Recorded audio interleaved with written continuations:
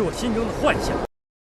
Welcome dear rockers. आज मैं आपको बताने जा रहा हूँ अ ट्रू लेजेंड मूवी के बारे में। मूवी की शुरुआत होती है 1861 में। चाइना के ऊपर काफी सारे देश हमला कर रहे होते हैं, लेकिन चाइनीज लोग अपना सर झुकाने के लिए तैयार नहीं होते। वो लोग लड़ाई करने के लिए वुशु टेक्निक सीख रहे होते हैं और इस सब के दौरान एक नया योद्धा सामने आता है। अब हमें काला सूट पहना हुआ एक आदमी को दिखाया जाता है। उसको किसी गुफा के अंदर बंदी बनाया हुआ है। जैसे ही लोग उस आदमी को जान से मारने वाले होते हैं, तभी काले कपड़े वाले की एक सेना वहां पर आ जाती है। एक बहुत बड़ी लड़ाई होती है जिसमें काले कपड़े वाली सेना के लोग बिना किसी डर के लड़ाई कर रहे होते हैं। उसी सेना का हिस्सा होता है जनरल सू, जिसको लड़ाई करने के तरीकों के साथ साथ उसकी हिम्मत के लिए भी जाना जाता है। अब राजकुमार की जान बचाने के लिए राजकुमार सू से बोलता है, मैं तुम्हें अपना गवर्नर बना रहा हूँ। जिसके जवाब में सू बोलता है, राजकुमार मैं बहुत खुश हूँ कि आपने मुझे इस लायक समझा, लेकिन मैं चाहता हूँ कि आप मेरी पत्नी के भाई यॉन को गवर्नर बना दीजिए। लेकिन अब राजकुमार सू की बातें रोकते बोलता है, मैं ऐसा कुछ नहीं करूंगा। अगर तुम गवर्नर नहीं बनोगे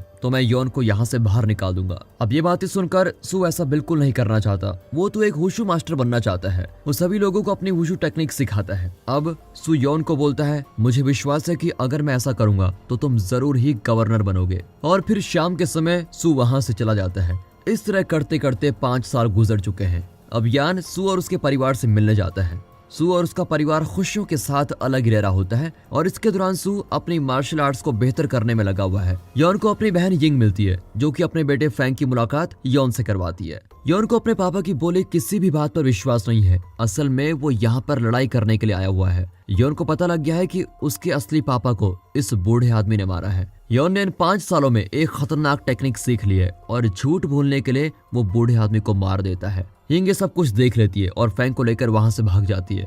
लेकिन आखिर में माँ बेटे को पकड़ ले जाता है और यॉन के सामने लाया जाता है, जो कि अभी भी खून चाहता है। अब ये सभी खबर सू को पहुंचती है कि उसके पापा को मार दिया गया है, इसलिए वो जल्दी से सभी को बचाने के लिए पहुंच जाता है। लेकिन जब तक वो वहां पर पहुंचता है तब तक सभी लोग मारे जा चुके होते हैं। तभी अचानक ही उसके पेट पर बहुत सारे खंजर चला जाते हैं, लेकिन वो अपनी टेक्निक की मदद से सभी खंजरों से बच जाता है। वो अपनी तलवार उठाकर उस लड़की से लड़ने लगता है जो उस पर खंजर चला रही होती है। ये लड़की काफी अच्छी लड़ाई कर रही होती है, लेकिन हमारा सू भी छोटा मोटा योद्धा नहीं है, वो भी अच्छे से लड़ाई कर रहा होता है। तभी काले कपड़ों वाला एक और योद्धा वहां पर आ जाता है और उस लड़की के साथ मिलकर सू पर खतरनाक हमला करता है। उनकी तलवार पास वाले घर को पूरी तरह से तबाह कर देती है। दूसरी तरफ यॉन अपने असली पापा को श्रद्धांजलि देने आया होता है, लेकिन तभी सू आता है और सभी सिपाहियों पर हमला करने लगता है। सू अपने पापा की मौत का बदला लेना चाहता है। दोनों वुशु मास्टर नदी के किनारे में लड़ाई करने में लगे हुए हैं और कुछ देर में सू को महसूस होता है कि उसकी तलवार यॉन के सामने बेकार है। अब यॉन अपने कपड़े उतारता है और तब जाकर पता चलता है कि उसके शरीर पर एक कवच सिला हुआ है। अब दोनों योद्धा बिना तलवारों की लड़ाई कर रहे होते हैं और सू अपनी बढ़िया बढ़िया टेक्निक्स दिखा रहा होता है। लेकिन ऐसे ही किसी मौके के लिए यॉन के पास कोई खास टेक्निक होती है। वो जहरीले 5 पंजों वाली नाम की एक टेक्निक यूज करता है जिससे कोई नहीं बच सकता। यॉन बिल्कुल अपने असली पापा की तरह बन गया है। बेचारा सू लड़ाई में हार जाता है, लेकिन यॉन उसकी जान बख्शने का तय करता है और उसको उठाकर नदी में फेंक देता है। अब सू की पत्नी यिंग ये सब कुछ देख नहीं पाती और अपने पति को बचाने के लिए पानी में कूद जाती है। यिंग को नदी में होश आता है, लेकिन सू को अभी तक होश नहीं आया होता। अब यिंग सू को एक चीज पर रखकर पहाड़ी के ऊपर तक खींच रही होती है। इतनी देर तक सू को खींचने की वजह से यिंग के पूरे शरीर पर खून ही खून लगा हुआ होता है। एक समय पर तो यिंग के हाथों से सू छूट ही जाता है और पहाड़ी से नीचे गिरने लगता है। लेकिन तभी डॉक्टर यू नाम की एक औरत उनकी मदद करने के लिए वहां पर आ जाती है। कुछ समय बाद सू को डॉक्टर यू के घर में होश आता है। यू और यिंग के बीच अब ठीक ठाक दोस्ती हो गई है। सू की पत्नी यिंग अच्छी वाइन बनाती है, जिसको यू ले जाकर गरीबों में बांट देती है और इसके साथ साथ कुछ दवाइयां भी बांटती है। सू बड़ी मुश्किल से इस जहरीले पंजे वाले टेक्निक से बच पाया, क्योंकि बहुत ही कम लोग हैं जो इस हमले के बाद जिंदा बच जाते हैं। उसके सीधे हाथ की मांसपेशियां तो बिल्कुल खत्म हो गई है, वो बिल्कुल भी काम नहीं कर रहा है और इससे सू बहुत ज्यादा दुखी होता है कि अब मैं क्या करूं, क्योंकि वो अपने हाथ से चावलों की टोकरी भी नहीं उठा पाता। बहुत ही ज्यादा दर्द में होता है और शराब के सहारे अपनी जिंदगी चला रहा होता है। तीनों यू के घर में साथ साथ रह रहे होते हैं।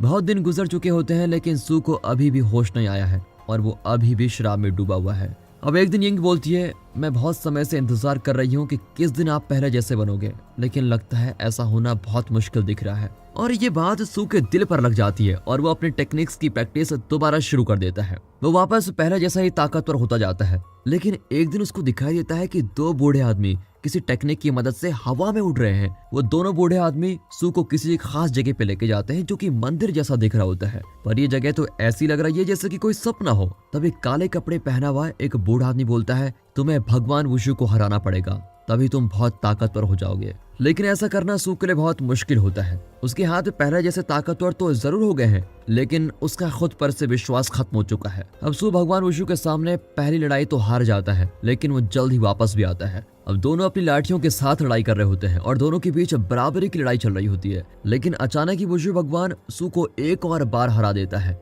अब सू के काफी दिन ऐसे ही गुजर रहे होते हैं। दोनों बार बार एक दूसरे से लड़ते रहते हैं ताकि सू का खुद पर से विश्वास वापस जाग जाए। एक दिन दिखाते हैं तो सू वुशु भगवान से हारकर घर पहुंचता है। उसके शरीर पर बहुत सारे जख्म लगे हुए होते हैं।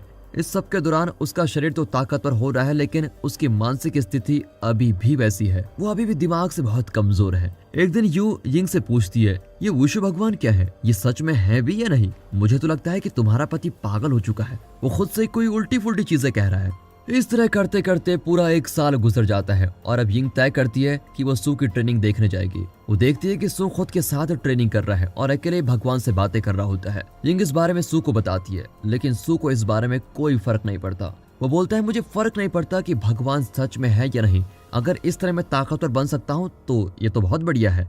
मैं अपने परिवार को वापस पूरा करना चाहता हूँ, मैं हमारे बेटे को वापस हमारे पास लाना चाहता हूँ। अब यिंग बैठे बैठे शराब पी लेती है। वो हवा से बातें कर रही होती है।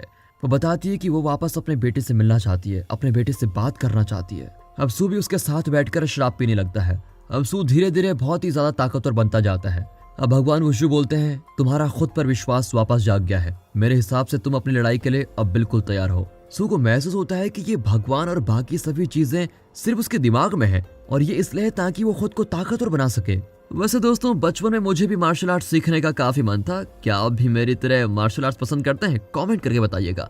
अब घर पहुंचकर सू को खत मिलता है जिसमें यिंग ने लिखा हुआ है कि वो अपने बेटे के पास वापस जा रही है। यिंग अपने बेटे के लिए वापस योन के पास आई है, लेकिन योन का ऐसा करने का कोई मूड नहीं है। इस सब के दौरान सू भी महल के अंदर पहुंच गया है और सभी सिपाहियों से लड़ने में लगा हुआ है। वो हमेशा की तरह ताकतवर दिख रहा होता है। तभी योन अपने आदमियों को बोलता है, तुम लोग यिंग को जंगल में ले जाकर जिंदा दफना दो। और इसके दौरान दिखाते हैं तो सू तो पहरेदारों से लड़ने में लगा हुआ है। यिंग को अब एक डब्बे में डाला जाता है और फिर उसको जमीन में जिंदा ही दफना दिया जाता है। जिन लोगों को पता था कि यिंग को कहाँ दफनाया गया है, उन लोगों को योन ने जान से मार दिया है। योन के दोनों बॉडीगार्ड्स को सू मार देता है और अब आखिरकार वो उस आदमी से लड़ पा रहा है जिसको एक समय पर वो अपना भाई मानता था। अब योन अपनी जहरीली पंजों वाले टेक्निक्स यूज करता है, लेकिन सू इतना ज्यादा ताकतवर हो गया है कि योन उसका कुछ भी नहीं कर पाता। सू योन को फिर एक गड्ढे में गिरा देता है जिसके अंदर बहुत सारे जहरीले सांप होते हैं। दोनों अंदर एक दूसरे से खूब लड़ने में लगे हुए होते हैं। सू योन के शरीर पर सिला हुआ थोड़ा सा कवच भी उतार देता है। अब सू अपनी मुट्ठी पर एक चेन बांधता है जिससे योन उसका सामना नहीं कर पाता। सू योन का पूरा कवच खींचकर निकाल लेता है और फिर एक जबरदस्त मुक्का मारता है। तभी सू का बेटा आता है और योन को ना मारने को बोलता है, क्योंकि उनको नहीं पता कि यिंग को कहाँ दफनाया गया है। सू जल्दी से जंगल में जाता है और बारिश की वजह से जमीन में दफनाया डब्बा उनको दिखने लग जाता है, लेकिन उसके पास इतना सारा समय नहीं है कि वो यिंग को बाहर निकाल सके। यिंग अब तक मर चुकी है और अब उसको कोई जिंदा नहीं कर सकता। अब सू एक शराबी बन चुका है और पागल भी हो गया है। उसका बेटा अपने पापा का ध्यान रखता है और वो कोशिश में लगा हुआ है कि उसके पापा पहले जैसे हो जाएं, लेकिन बेचारे की मेहनत का कोई फायदा नहीं दिख रहा होता है। सू को काफी बार चाइनीज और बाहर के देशों के लोग दिखते हैं जो कि एक दूसरे से लड़ रहे होते हैं, लेकिन सू इन सभी चीजों से दूर रहता है। अब सू किसी नई जगह पर जाता है और वहाँ बैठा हुआ शराब पीता है, लेकिन वो असली शराब नहीं है। एक आदमी का ध्यान सू पर जाता है, इसलिए वो सू को कुछ शराब पिलाता है, लेकिन किसी वजह से दोनों के बीच लड़ाई शुरू हो जाती है और तभी हमें ड्रंकन फिस्ट टेक्निक्स देखने को मिलती है। हाँ जी दोस्तों, ये वही टेक्निक है जिसको हम बहुत समय से जानते हैं। सू और उससे लड़ने वाला आदमी शराब पी रहे होते हैं और साथ ही साथ लड़ाई करने में भी लगे हुए हैं, लेकिन अचानक ही वो दूसरा आदमी गायब हो जाता है। तभी माँ नाम का एक आदमी बिल्डिंग में आता है और सू से बोलता है, मैं आपको जानता हूँ, इसलिए मैं आपके साथ मिलकर लड़ना चाहता हूँ। लेकिन सू अभी भी अपनी दुनिया में खोया हुआ है, इसलिए माँ सू की तलवार उसको वापस करता है। सू माँ से बोलता है कि तुम मेरे बेटे फैंग का ध्यान रखो और फिर फैंग को वो अपने से दूर भेज देता है। इसके बाद सू को कुछ चीजें दिखाई देती हैं और उसको कुछ चीजें समझ में भी आ जाती हैं कि हो क्या रहा है। उसको अपने बेटे फैंग से जुड़ा प्यार वापस याद आ जाता है। अब दिखाया जाता है कि माँ किसी से लड़ने के लिए आया हुआ है, इसलिए सू और फैंग भी उसके साथ आए हैं। सू अपनी तलवार भी वापस दे देता है और उसको इतने बेकार कपड़ों में अंदर ही नहीं आने दिया जाता, इसलिए माँ अपने कुछ कपड़े उसको दे देती है। फिर वो सभी अंदर जाते हैं और देखते हैं कि किसी और देश का आदमी एक चाइनीज आदमी को जान से मार रहा है। अब असली लड़ाई होने वाली है, जो कि इस खतरनाक आदमी और माँ के बीच है। माँ उस आदमी के मुक्कों से बचने की कोशिश करता है और उस आदमी को कुछ मुक्के भी मारता है, लेकिन माँ उस आदमी के सामने कुछ नहीं है। वो आदमी माँ के ऊपर कूदकर अपने को नहीं मारता है। उस राक्षस जैसे दिखने वाले आदमी का मुक्का माँ के बुरे हाल कर देता है, इसलिए माँ को बचाने के लिए फैंग भी अंदर आ जाता है। फैंग उस बड़े आदमी के पैर पर काट लेता है, इसलिए वो आदमी फैंग का गला पकड़कर उसको ऊपर उठा लेता है। अब बेचारा छोटा सा फैंग बोलता है कि पापा मुझे बचाओ, और तभी वहाँ पर सू पहुँच जाता है। वो इतनी तेजी से आदमी के ऊपर मुक्का मारता है कि वो आदमी दोबारा खड़ा ही नहीं हो पाता। तभी दो आदमी सू से लड़ने के लिए आते हैं, लेकिन वो दोनों सू को टच भी नहीं कर पाते। सू उन दोनों की खतरनाक पिटाई करता है, जैसे कि वो दोनों चावल की बोरी हो। लेकिन इस बात से वो दोनों आदमी बड़े गुस्सा हो जाते हैं और किसी तरह से एक मुक्का मार ही देते हैं, लेकिन ये मुक्का उन लोगों को बचा नहीं पाता। सू अपनी शराब पीकर लड़ने वाली टेक्निक में इतना माहिर है कि वो एक आदमी को तो चीता के पास फेंक ही देता है और दूसरे आदमी को मार मार के उसका